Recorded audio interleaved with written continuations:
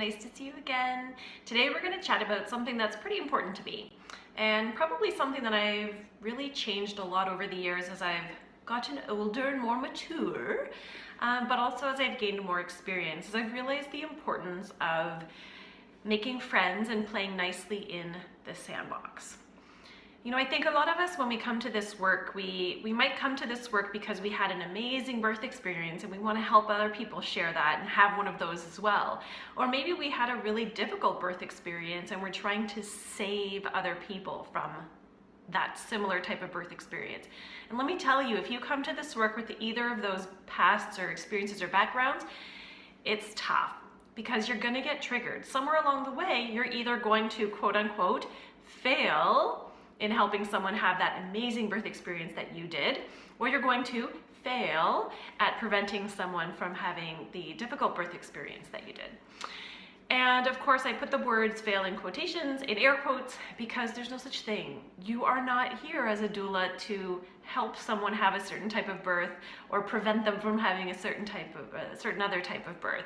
That's not what our job is. Our job is to provide unbiased and non-judgmental support to the best of our abilities to help people find their own voice and have the best experience that they can have for themselves, whatever that might be. Because one of the things I've realized is that there are births that I look at and think look amazing and the person didn't think that, or births that to me were a little bit traumatizing and the person doesn't feel that either. So it's not about us. This is about our clients. So wait a minute, aren't we talking about playing nice in the sandbox? Yes, and the reason why I bring this up to start is because how we feel coming into this work and the reasons for coming into this work, sometimes they make us a little bit less open to playing nicely. They make us more open to being triggered and to sometimes feeling traumatized as doulas for the stuff that we bear witness to. And that's one of the things that I can say for myself. I definitely am one of those people who came into this field to save other people, and realized very quickly that it was going to be hard for me to maintain my work in this field with that attitude. And one of the things that I've realized and changed and adjusted and kind of learned the hard way is how to be the best doula possible for other people, not for my doula clients, but for the other people that I'm going to come across. Because we're going to come across a lot of different people in our work. We're going to come across community partners and the kind of people that we refer our clients to, maybe massage therapists and chiropractors and naturopaths and prenatal classes and things like that. Of course, we're going to work with lots of care providers, doctors, midwives, nurses. We're going to work with colleagues, so other doulas. And really, for a group of people who are supposed to support each other, sometimes the stuff I see online is not terribly supportive of one another. So I think that we could all stand to listen to this message and some thoughts about playing nice. One of the things I think is really important to recognize is that your behavior, my behavior, our behavior, collective behavior, it's one of those things that if we behave out of scope, or maybe we're having a grumpy day and we're not being super nice, is that doesn't just affect our client, but it affects our own ability to continue with this career. But you know, did you ever think that it affects every single doula who comes after you? Because I can guarantee you, when I've come to a birth after a nurse has had a difficult interaction with a doula, it takes 10 or 20 amazing experiences to make up for one negative one. That one negative experience, that one interaction for a care provider, it really impacts how they feel about working with doulas going forward. So I think that that's really important for us to consider, is the far-reaching impact of our behavior and our actions. I will say that what I felt walking into a birth room, 15 years ago is so dramatically different from what I feel now. And I credit that to the work that I did and the work that all the other doulas who've been around as long as me did to foster positive relationships with care providers. The last probably 3-4 years, every time I walk into a birth room, the nurse or doctor, someone says, "Oh, wonderful, there's a doula here today." And it has just warmed my heart so much to get there. Now, if you're watching this and you're thinking, "Oh, it's not like that in my community," hey, it wasn't like that in mine either. But after years of working, pounding the pavement, and doing some of the things that I'm about to share with you, it did happen, and it does happen, and it will happen. So I want you to hold that thought. So the other thing that's happening too is as we grow in this profession, the word doula becomes more and more common, more and more people want them. It's not the same as it was 5, 10, 15 years ago. And with that growth comes a lot of opportunity, but also a lot of risk, right? Things are changing so quickly, and it's hard for the care providers sometimes to keep up, and for us to keep up. So one of the things I want to say to you when it comes to collaborating and working with your colleagues / competitors is that the more doulas there are in a community, the more doula work there will be in a community. So don't think for a second that the world has become saturated.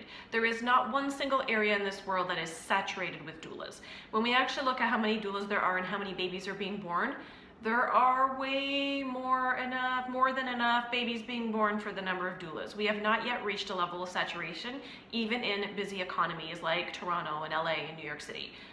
We're not even close, okay? I have trained hundreds of doulas in my urban center, and I've never been busier as a doula in my practice than now. So that whole thing about, feeling worried and competitive and whatever, scrap that. Work with your competitors / your colleagues, because when we work together, we do a really, really, really amazing job of growing this profession together. And you know what? If you feel like, oh, this doula's got an attitude and that one's got an attitude, hey, you don't have to buy into that. You don't have to be the one to engage in that emotional stuff that might be going on in your community. I say disengage, be cordial, be friendly, be kind, help each other, be compassionate. Isn't that what our work is all about anyhow? Be compassionate to each other. I work on a board with 3 or 4 of my direct competitors, and we work amazing together, and we do so much good stuff together because we have such longevity in this field, and we've been able to come together to work together. So I really, really, really encourage that kind of behavior from the colleague front. One of the things that I feel has helped me a lot in the birthing room, number 1 is to remember, you can be an activist, but you cannot be an activist in the birthing room. No activism in the birthing room. No, don't do that. That doesn't happen. You can be an activist at a boardroom table. You can be an activist on the front lawn. You cannot be an activist in a birthing room. So when you are there to support a client, we stay within our scope of practice, and it's our client. We facilitate our clients' communication when things are happening that are maybe outside of what they originally hoped for. But one of the things that I have found has helped me tremendously to get along with nurses, midwives, and doctors is to make sure that they know that I understand the hierarchy of the medical system. When I walk in, first of all, I'm going to walk in with some goodies or maybe some coffee or tea or something like that for the nurse that I'm going to be working with all day. Or maybe I'll arrive, and if my client isn't in super, super duper active labor, maybe me or the partner will go out and buy a round of coffees and teas. But anything that you can bring to introduce yourself, first of all, introduce yourself quickly so everyone knows who you are and what your role is. But to be really cordial in that first interaction, we all know that we don't get a second chance to make a first impression. So start there. But the other thing is that I find myself, as I get more and more experienced and more mature in my doula profession, is I actually find myself asking permission for more things. So yes, I know I can put a hot pack on my client, but if I say to the nurse, hey, Nurse Sylvie, I've got this hot pack, did you want to test the temperature before I put it on my client? You know, if we use that kind of language, what I'm showing is that this is a team approach and a team environment, and that I'm not here to, to come in and do all these weird doula things, which, again, when we're kind of building a new profession, there's a lot of misconceptions and miscommunication around what our role is, and they might get a very different experience from one doula to the next.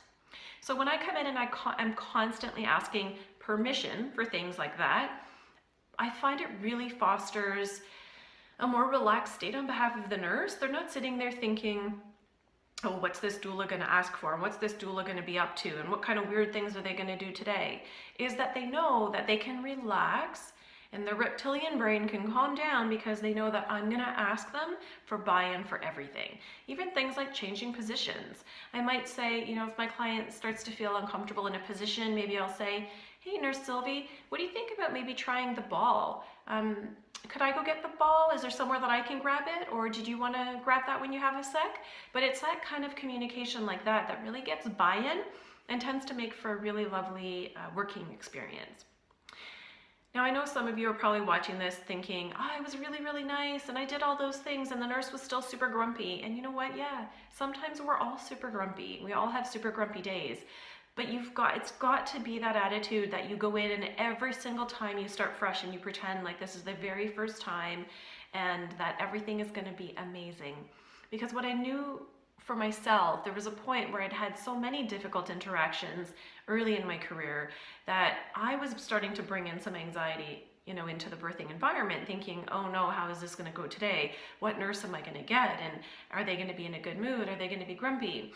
And so I think it's something that we just have to go in, do that deep breathing, set yourself up for whatever is going to come that day, but really try to foster that really fun and light and I think accepting and sharing and collaborative sort of approach to the care that we can all provide together. And I even slip in things once in a while, if maybe we're both doing something at the same time, or maybe I go to get something that the nurse was going to get, or vice versa, I'll say, great minds think alike, or what a great team we have here today, or say something like that to just really remind people what it is that we're doing here, and it is us to be working as a team together. And then of course we want to make sure that we are working super collaboratively with partners. And the line that I always give my clients is, the birthing person is the star of the show, but the partner is the lead actress, and I'm just the supporting actress. Because I really do think, of course, we've got the star of the show, and that's incontestable, right? But that partner needs to know that they are also, they have the lead role, right? They have the lead role. And I'm there as the supporting actress unless otherwise requested. So of course I always assume, and we talk a lot about partners having whatever role they desire in a birth, and sometimes it's very hands-on and sometimes it's not, and I'm cool with whatever they want. But for those that want to be hands-on, I want to make sure that they feel like they were hands-on, and that in that, working well together, it's constantly bringing in the partner. And maybe I'll show how to do a certain type of back massage or touch, and then I'll motion to the partner and I'll say, hey, come here, and I'll step back and let them take over. And I constantly try to bring them in like that. I think there's so many different ways that we're working with people. We think about partners and colleagues and nurses and midwives and doctors, and they all have different dynamics. And our client will have different personalities. From one client to the next will be different personalities. And it's all a constant, evolving, changing scenery of collaboration, and I kind of love that about this. I'm a Gemini, so I like change a lot, and I know some of you don't so much, and it's probably a little bit more overwhelming for some of you. But I just wanted to kind of share some thoughts on this whole idea. I will post the link to the written blog down below in the description, so that if that interests you more than video, you can have a peek there. And I'd love to hear your thoughts. What's going on in your community, in your area? What's working and not working for you, and let's continue to collaborate and share our wonderful ideas. Talk to you soon. Bye.